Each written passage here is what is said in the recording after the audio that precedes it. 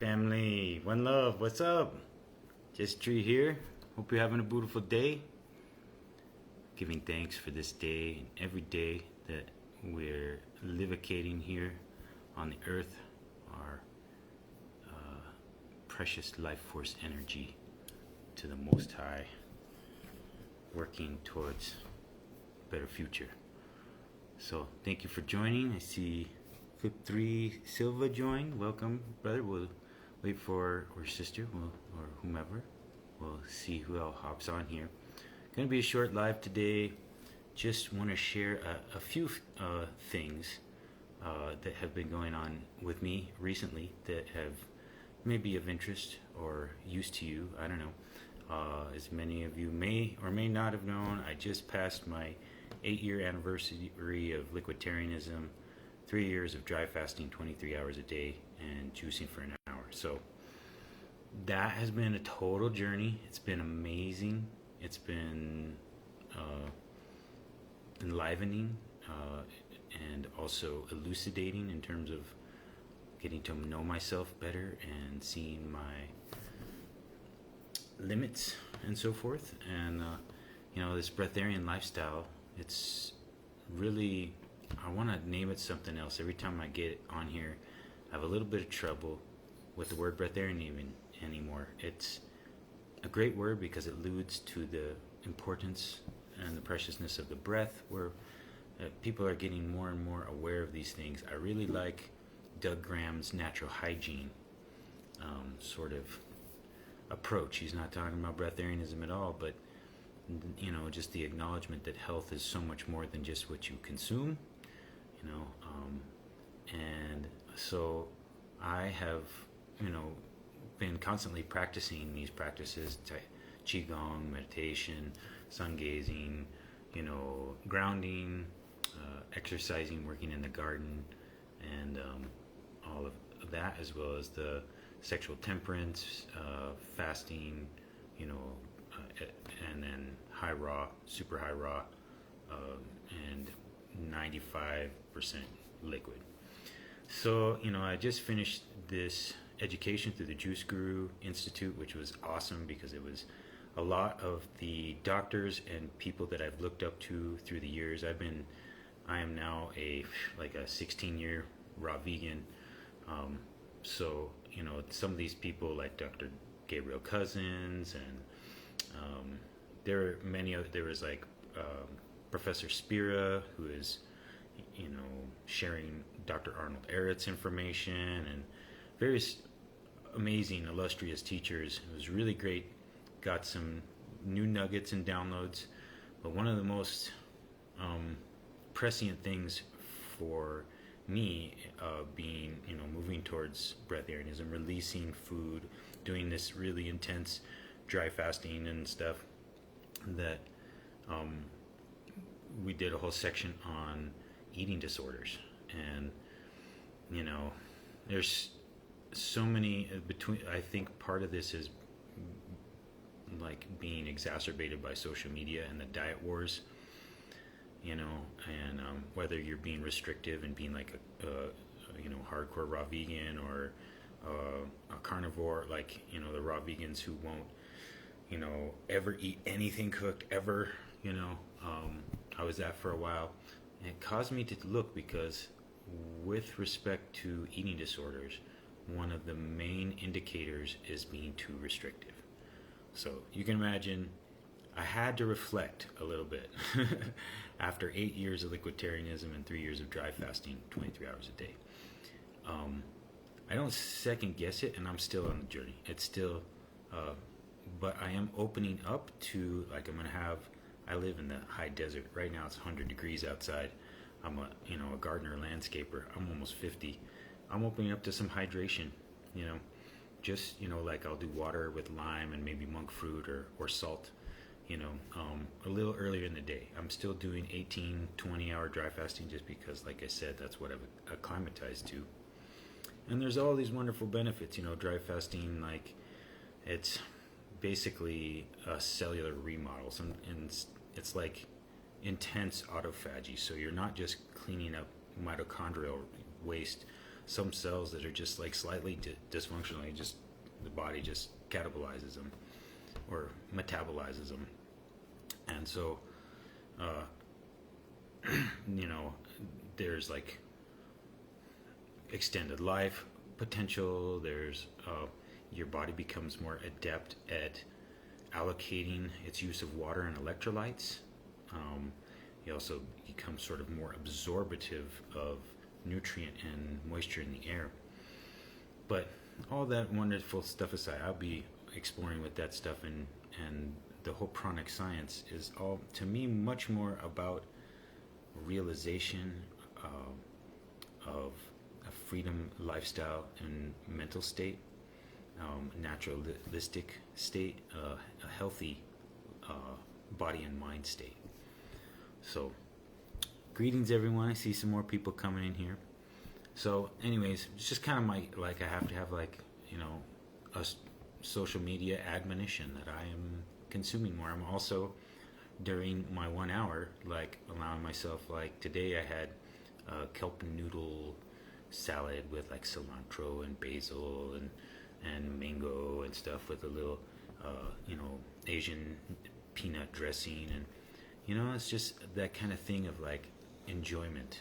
I really thrill on advancing myself, but it's like all things with the fasting. You need to fast and then you refeed. For anyone exploring in breatharianism, if anyone exploring with fasting whatsoever, and people who try to fast too hard and push out, do these monster fasts, giant 40-day water fasts or melon fast or dry fasts, but then when they come back, they got to swing hard the other way too. So that's something that I always appreciated that Ellie Tom shared with me, is do something you can do easily, consistently, and things will naturally level up.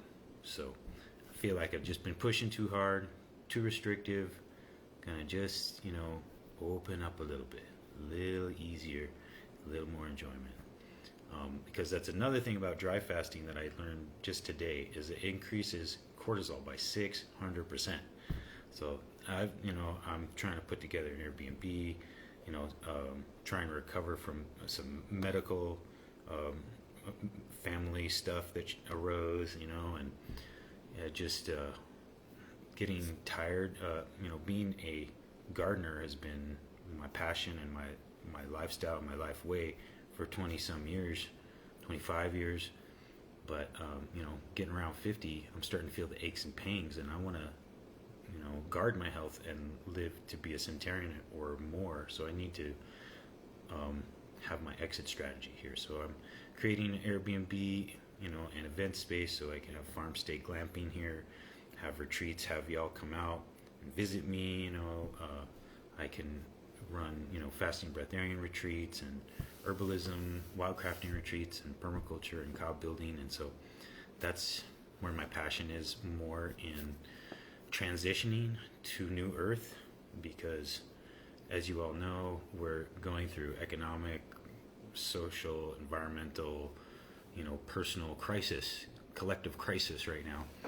And crisis precipitates massive change, massive evolution. Demetrius True says, instead of listening to all the cans and can'ts people say online about diet and eat, how my body feels. Precisely, and that's exactly what I'm getting to. And I chanted about this on a few of my recent lives, and did one with my friend Oleg, who has been long-term vegan, but he dove into some bone broth to heal some wounds, and it helped, and then right back to vegan, And I've got other friends, and it's like some vegans would take a very harsh attitude towards that. To me, I think that's actually the most loving thing you can do. There's a saying from Buddha, if your compassion excludes yourself, it is incomplete. So we have this sort of modeling of martyrdom, and this meme of martyrdom, or miasm of martyrdom that's threaded through our culture, that you must bleed for everybody else, and sacrifice, and when you do things for other, it is a benefit to you and the other, and can be uplifting. It doesn't have to be a sacrifice martyrdom situation. And to just honor your body and your body's own conscious wisdom is the best way, you know. So that's kind of what I'm working with too. It's not like, I don't feel like, for me, with respect to the eating thing, part of moving into breatharianism has been some of the incredible healing that I've needed from ancestry and familial culture of emotional eating, overeating, you know, poor eating. And so to clean up my diet, to work with fasting, all this stuff has helped me. But now that I have proved to myself quite clearly that I have the temperance and discipline and control, then I can just allow myself a little bit of this stuff and just, you know, ebb and flow. Open up my window a little more here or there, or have some more water. Just ease off the gas a little bit. See, Healthy Wise 333 says, what are some tips for curbing hunger on an extended fast? I'm trying to become a breatharian. Okay, so, you know, it's this thing that I was just mentioning a while ago, is you want to do something that you can do consistently and easily.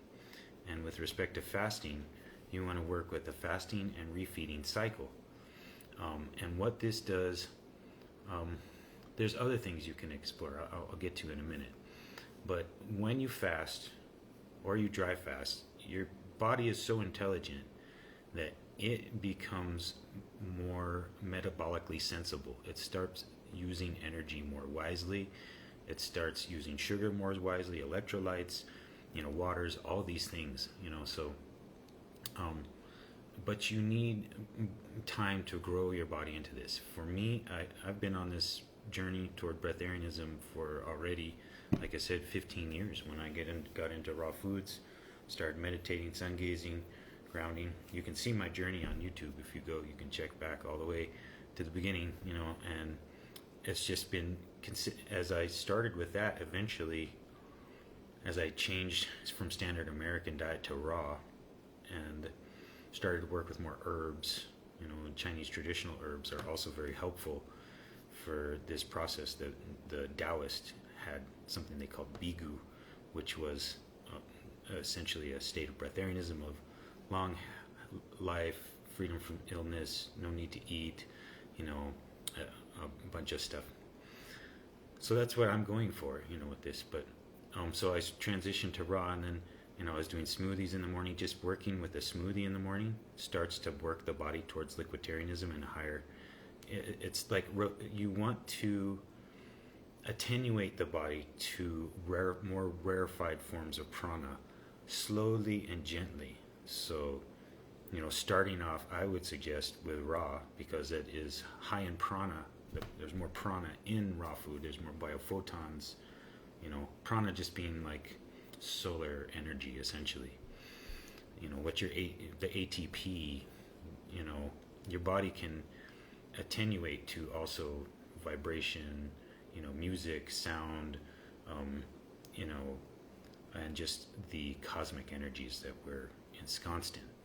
But you have to adapt it slowly through, and primary, you know, like all the good teachers will tell you, the foundation of breatharianism is going to be meditation. So meditate consistently. Meditate every day. You don't have to do huge extended meditation. If you can do 5 minutes in the morning and 5 minutes at night, you know, and then extend that. Same with the fasting.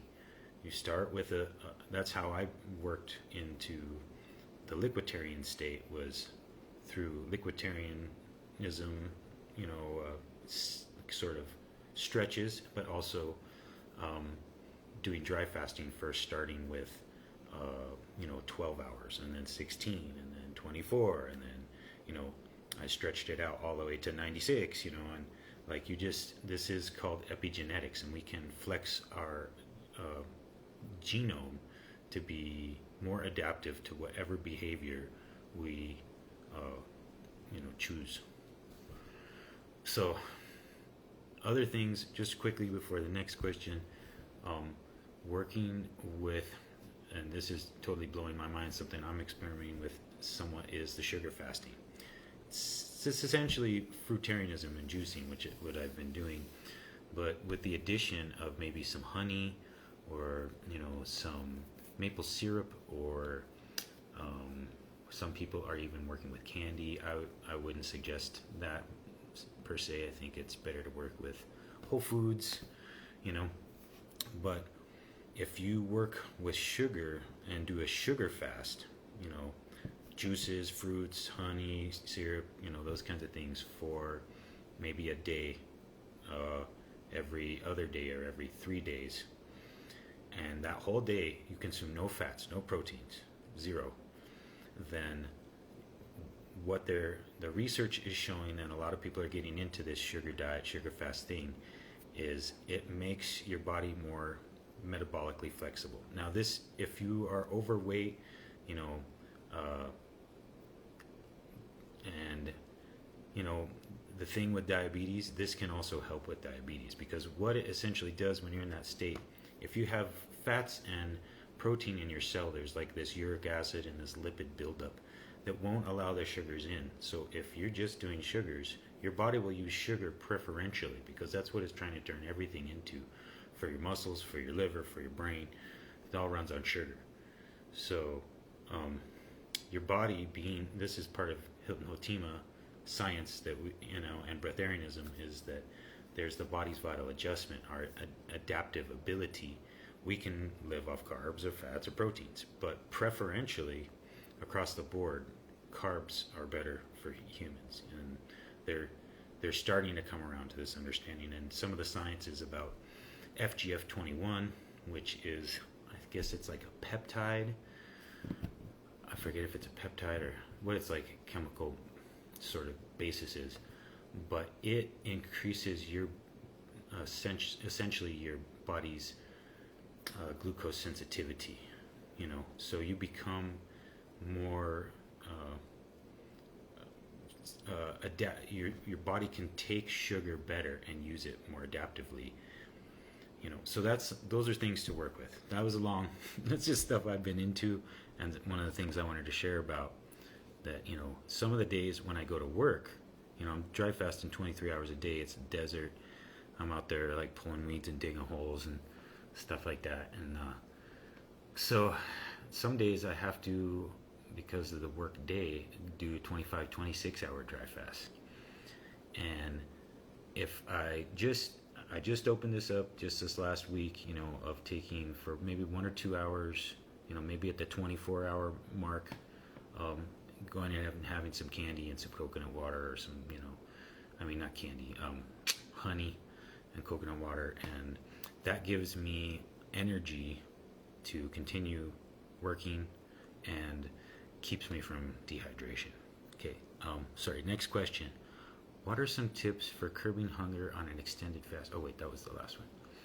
There are some spiritual people who eat meat and work with the spirit of the animal, kind of, but are not really like the spirits with alcohol. It's very interesting.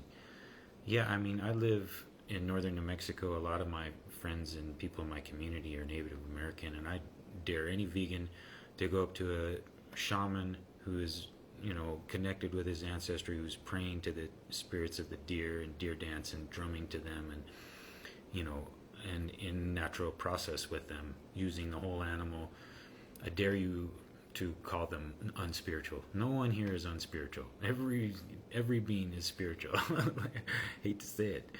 Even the ones we don't like, they're spiritual too. They have a spirit. They have a Buddha nature that is their core essence.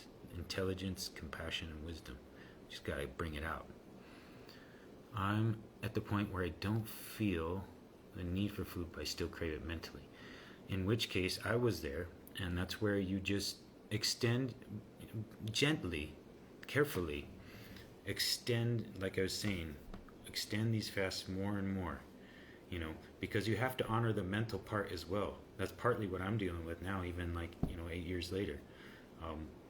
Just giving myself that little bit of a break. Like most days, most times I crave mostly liquid, but there's things that for years I've just been like, no, that's not breatharian, that's solid, even though it's just like a salad, You know what I mean? Like it's mostly water, you know. So, you know, there's giving yourself permission, both to extend your edges and to grow and to push out, but also to retreat. And don't think you're going to bat 1,000. That's spiritual egotism. You know, I've been there. I can tell you from personal experience. It's not worth it. That's part of the thing. People who are attracted to this lifestyle, there's I feel like two main sort of attractors, and the one is this freedom, like this excitement, this like wow, you know, and this knowing of us being stuck in our bodies in a base consciousness because we've become too focused materially, even through our eating ways, because we just eat for pleasure all the time. And there's a difference between pleasure and happiness, and so we confuse the two, but they're not the same.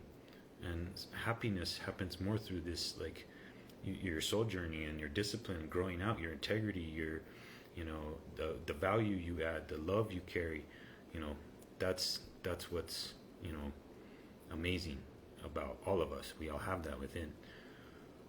So yeah, I don't know where I was going with that, but wait, let's see. What do you know about drinking cistern? Oh, urine therapy. A lot of people are into urine therapy. I've got a lot of friends, you know, in the Breatharian community who swear by it. I'm kind of the same mind as Dr. Morse. That's something your body's trying to get rid of. There's stem cells in it. There's all kinds of things, and I'm totally open to it. Like my mom has shared with me that, you know, she's Panamanian, and growing up in Panama, she had like an Indian nanny, and when they would get an ear infection, the nanny would have them pee in a cup and she'd pour it in their ear, and it would clear up the infection. So it has a lot of benefits in that way. A lot of people consider it to be ormus. You know, it's really a matter of whether you're called. I'm not called. One of the things I've come into with dry fasting is, if you're dry fasting, your body gets wise to recycling the water, kind of like the still suit idea from Dune, you know. So it's recycling the urine, but the filtration, you know, some people are not filtering very well, and so they're getting a lot of junk through the urine, you know. So I think the detox, you know, everything that goes in here is meant to just go through here. I don't think you need colonics. I don't think you really need urine therapy. I would be called to use it, you know, medically in first aid situations, you know, or topically, you know, but for me, I'm not attracted to drinking. Let's see. I know a man who's around 40 years old, lost his hair, and now he has a full beard and full head of hair. He healed the hair and other things in his body with urine, and the insects helped. Yes. So that's, you know, as I was mentioning, urine has stem cells in it. Your body has plenty of stem cells. People are doing stem cell therapy like crazy, but it's whether your body can liberate and make use of the stem cells. And that's something that dry fasting is. I'm trying to nail down the scientific research around that, and it may be an urban myth, so don't take my word for this, but as I understand it, when you dry fast, your body starts to liberate and use these stem cells, so it's like basically renovating your body. And, you know, theoretically, like your heart has the same cells that you had when you were born, and they never need to be renewed. They're like miracle cells that just are always awesome. Potentially, we could, through dry fasting and meditation and body-mind awareness practice, and, you know, getting more. I gotta emphasize, it's more about this connection with the breath and your consciousness and your body than it is about releasing food. But in those terms of health and regeneration, I think we can totally do that with fruits. I think we can do it with fasting. I think we can do it with herbs and all manner of practices that are coming out now, and, you know, even being open to some of like the biohacking movement, things like NAD and just some of these type. The trouble with taking those kinds of things is it doesn't teach your body to do it itself, and your body is wise in these ways. So, hey, Raw Jules, what's up? So yeah, I mean, these are all thoughts that have been on my mind, and that's really what I wanted to jump on this live about is, these thoughts around being attentive and bringing my community's awareness up as much as possible around eating disorders. Like we want to employ the fasting, we want to be diligent and disciplined and strict to a degree with our practices and our diets, but not so strict that we're rigid and inflexible, and because like the Tao, where is it? Everything has to ebb and flow back and forth into each other, and what the Taoists value is adaptability. Being flexible has adaptability in it. So opening up to not chasing after, not rejecting, just being in awareness, and like our friend mentioned, following through that process the body's wisdom, because it will tell you, like, you need to fast, and then you need to listen, and apply discipline and effort, or like you're kind of going a little too hard in the paint, like relax, have some treat you like, and just bend. So that's what I'm going through right now, and I think this was something that Ellie Tom turned me on to. Actually, I had moved into liquiditarianism. My family was complete all eaters, and there was feelings of sort of separation, and he said, I want you to eat once a week with your family. He said it'll help, and so once a week I did, and it would be my opportunity to have something that I've been craving, like maybe some Indian food or some whatever, jackfruit chicken nuggets, whatever captured my fancy. And then it's not lingering in you, because you'll get fasting and then you'll be thinking about something, and be like, and you can ignore it, and it can go away kind of, but it's one of these things in the background, and yeah, just opening up, I think, in all things at this time, in our awareness. And I love the 42 laws of Ma'at, and one of them is I listen to opposing opinions, and we have such a reflexive way in the social media society of immediately rejecting something we don't like and just letting the algorithms feed us an echo chamber of everything we love. But to deliberately expose yourself to differing opinions. I've been listening to this guy who is a carnivore keto bodybuilder who's jumped onto the sugar diet and is praising the praises of fruits and sugar fasting, and it's just really, his name is Mark Bell. He's got a very balanced approach, and that's what I think I just want to chant moving forward. Like, that's what Breatharianism is about. Like, to achieve it is a balance. It's about balancing mentally and balancing physically the energies, and that's a lot. If every one of your cells makes 0.7 volts and you got 50 trillion of them, that's 3.5 trillion potential volts that can run through your body, literally, of electricity. And that is, in my view, that's what this consciousness, no one can say what consciousness is. It's the hard problem of consciousness in philosophy. It's what is consciousness? Where does it come from? There's all these theories, it's all connected, and quantum entanglement, and totally, very much resonates with what could be. But just to get into your own heart's, your inner, like what the Buddhists call, like the pith teachings, the inner wisdom that everyone of us has, and we just got to get better at listening at it. And that space is not one of division, either or, like carnivore, vegan, like whatever, red, blue, all the things. I think it's all a psyop. That and the detoxification of the human. So if you're interested in detox, I'm a certified juice guru, therapist now.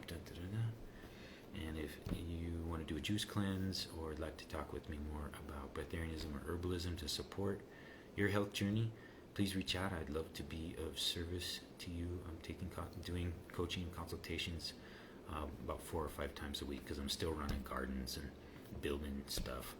Let me show you one more thing before we go here. I'll just show you my...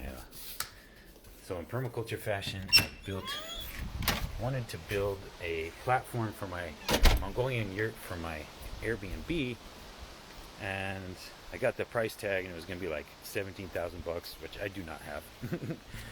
And so I made a pallet deck for like $2,000, and check this thing out. I'm pretty proud with how good it came out.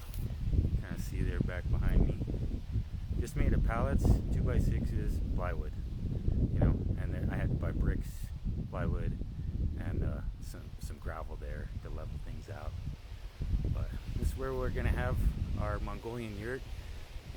I hope to have a barn raise or yurt raising party on the 12th. If you're in the area, come join. We're gonna potluck.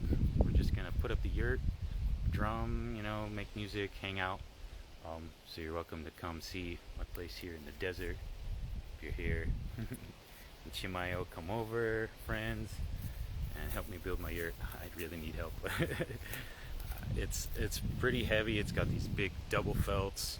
I'm getting older. Back's been complaining, as I've been saying, with all the gardening. So I'm looking for some community help with that. But anyway, here we'll do a quick little look at the garden too. It is 100 degrees out, windy, so there's the cob cottage, which will be another one of our units. And here's the Buddha bed here, and then food forest back here, and here's a little picnic area. And we got a little workout station here for pull-ups and dips and stuff. Still doing calisthenics and all that, but been called to spend much less time on social media because this place is a dumpster fire. There's fine people here. I love you all, but you know what I mean. So anyway, it's enough for now. Hope you got something from this family. Sending you all the bless. Reach out if you'd like a coaching call. Sending you my love. Be well.